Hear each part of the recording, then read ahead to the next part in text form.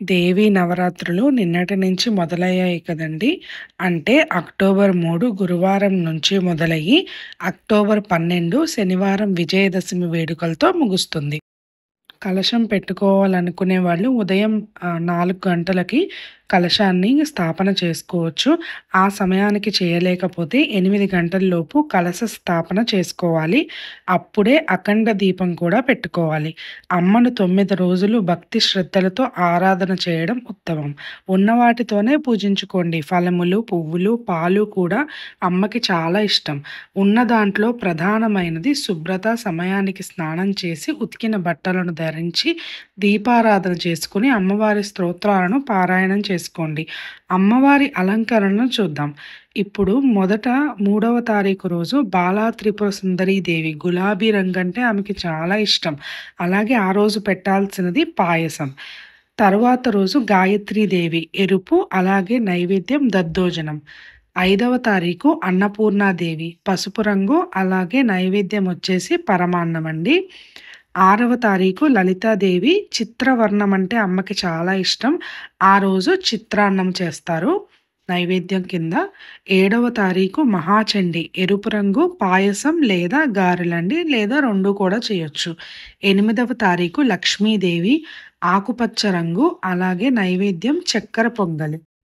9వ తారీఖు సరస్వతీదేవి తెలుపు రంగు, నైవేద్యం పెరుగన్నం. 10వ తారీఖు దుర్గాదేవి చిత్రవర్ణం అంటే అమ్మకి చాలా ఇష్టం. అలాగే నైవేద్యం వచ్చేసి పులిహోర, వడలు.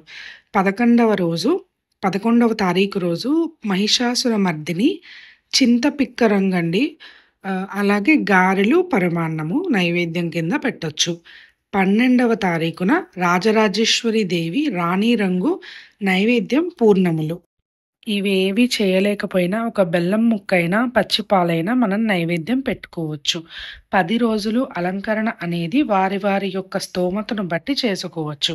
అమ్మవారికి నైవేద్యాల విషయంలో కూడా ఎవరి ఇష్టం వాళ్ళది.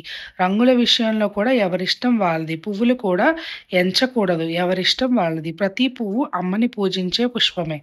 మొదటి 3 రోజులు లేకపోతే మూలా నక్షత్రం నుంచి సరస్వతి అలంకారం నుంచి తర్వాత 3 రోజులు చేసుకోవచ్చు. ఒకవేళ అది కుదరని వారు చివరి రోజు విజయదశమి నాడు కూడా చేసుకోవచ్చు. 9 రోజులు 9 రకాల ప్రసాదాలు పెట్టాలా అని చాలామంది అడుగుతూ ఉంటారు. మనస్ఫూర్తిగా ఏం పెట్టినా అమ్మ స్వీకరిస్తుంది. ప్రధానమైనది భక్తి, ప్రేమ. చక్కగా 9 రోజులు పానకం, వడపప్పు లేదా చలిమిడి, ఒక బెల్లం ముక్క ఏదైనా నివేదన చేయడం చాలా విశేషం. అమ్మవారికి పానకం అంటే చాలా ఇష్టం కాబట్టి అది నివేదన చేయడం వల్ల సంపూర్ణ అనుగ్రహం అనేది కలుగుతుంది. చాలామందికి ఉండే సందేహం ఏంటంటే అఖండ దీపం తప్పకుండా పెట్టాలా? పెట్టుకోవాల్సిన అవసరం అయితే ఏమీ లేదు. ఉదయం, సాయంత్రం దీపారాధన అయితే చేసుకోవచ్చు. అదేవిధంగా కలశ స్థాపన కూడా పెట్టుకోవాలా అని అడుగుతూ ఉంటారు. కలశం పెట్టుకోవాలి అనేది ఏమీ లేదు. ముందుగా భక్తి భావన అనేది ప్రధానం.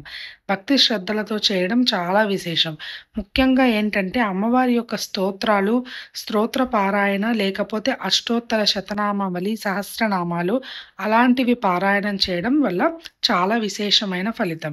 మీకు కుదిరితే దుర్గాదేవి యొక్క చిత్రపటానికి పూజించుకోండి. కుదరని పక్షంలో మీ ఇంట్లో ఏ అమ్మవారి చిత్రపటం ఉంటుందో ఆ అమ్మకి మీరు పూజని సమర్పించుకోవచ్చు. ఒకవేళ మధ్యలో నెలసరి వస్తే ఆ 4 రోజులు కూడా దీపం ఇంట్లో ఇంకెవరినైనా సరే వెలిగించవచ్చు. ఒకవేళ మధ్యలో వస్తుందేమో అని ముందే మీరు దయచేసి నవరాత్రులను ఆపేయకండి. మీ పూజ మీరు ప్రారంభించండి. సంతోషంగా చేసుకోండి. ఒకవేళ మధ్యలో ఇలాంటి ఇబ్బంది ఏమన్నా వస్తే ఇంట్లో ఇంకెవరైనా ఉంటే పిల్లలు, భర్త చేత దీపం పెట్టించుకోవచ్చు. విజయదశమి అంటే దసరా రోజు తప్పకుండా అమ్మవారికి పూర్ణాలు తప్పనిసరిగా సమర్పించాలి. ఎందుకంటే ఉద్వాసన ఇచ్చే సమయంలో పూర్ణాలు సమర్పించడం వల్ల ఆ ఉద్వాసన అనేది పూర్తవుతుంది. సంపూర్ణమైనట్లుగా తెలియజేసేది పూర్ణాలు కాబట్టి పూర్ణాలు అమ్మవారికి సమర్పించుకోవాలి. విజయదశమి నాడు సాయంత్రం తప్పకుండా శమీ పూజ అంటే జమ్మి చెట్టుకు పూజ చేసుకోవాలి. తర్వాత రోజు ఉదయం నిత్య పూజ అనంతరం అమ్మవారికి ఉద్వాసన చెప్పుకోవాలి. కుదిరితే జమ్మి చెట్టు తెచ్చుకుని ఇంట్లో పెట్టుకోండి. ఆ రోజు సాయంత్రం పూజ చేసుకోండి. ఒకవేళ జమ్మి చెట్టు దొరకని వారు కొమ్మ దొరికినా సరే మీరు పెట్టి పూజించుకోవచ్చు. అది కుదరని వారు చిత్రపటానికైనా సరే నమస్కరించుని పూజ చేసుకోవచ్చు. భావన అనేది ముఖ్యం. జమ్మి చెట్టు మంత్రం నేను డిస్క్రిప్షన్‌లో ఇస్తాను. తప్పకుండా చూడండి. ఈ మంత్రాన్ని ఆ రోజు 9 సార్లు చదువుకోండి. ఇంట్లో జమ్మి చెట్టు ఉండవచ్చా? సంతోషంగా పెంచుకోవచ్చు. ఉద్వాసన అంటే ఏంటి? 10 రోజులు అమ్మని పూజించుకున్నాక ఆమె యథాస్థానంలోకి పెట్టుకోవడం. అంటే కలశం లేదా చిత్రపటం ఒక 3 సార్లు కదపడం. అనవసరమైన సందేహాలు ఏమీ పెట్టుకోకండి. ఊరికే అమ్మని చూసి భయపడకండి. అంత పెద్ద పెద్ద తప్పులు మనమేం చేసేయడం లేదు. కలి ప్రభావంతో బాధింపబడుతున్నాము. మనల్ని రక్షించు అమ్మా అని చెప్పి అమ్మని వేడుకుంటున్నాము. కాబట్టి మీకున్న దాంట్లో ఆనందంగా, సంతోషంగా అమ్మకి మీ చేతుల మీద పూజ అందించండి. తప్పకుండా ప్రతి ఒక్కళ్ళు కూడా మీ ఇంట్లో నవరాత్రుల పండగ చేసుకోండి. మీ కుటుంబానికి రక్షణలా ఉంటుంది అమ్మ. గట్టిగా చెప్పండి. అమ్మకి నేను చేస్తాను అమ్మ అని ఇంకా అమ్మనే చేయించుకుంటుంది. అమ్మ ముందు కూర్చుని లలిత చదవడంలో ఉన్నంత ఆనందం ఇంక దేంట్లోనూ ఉండదేమో అనిపిస్తుంది. గతంలో చేసిన పుణ్యం లేకపోతే అమ్మవారిని స్తోత్రం, నమస్కారం చేయలేరు. అమ్మవారి పూజ చేయడం కుదరదు. ఆవిడ అనుగ్రహం ఉంటేనే దేవాలయ ప్రాంగణంలోకి రాగలం. ఆమె అనుగ్రహం లేకపోతే అనుకున్నా రాలేం. అమ్మ తీసుకుని రాదు. దానికి యోగ్యత మనం మనస్సు చేర్చి ఉపాసన చేయాలి. దానికి అత్యంత యోగ్యమైన కాలం శారదా నవరాత్రులు. శ్రీమాత్రే నమః.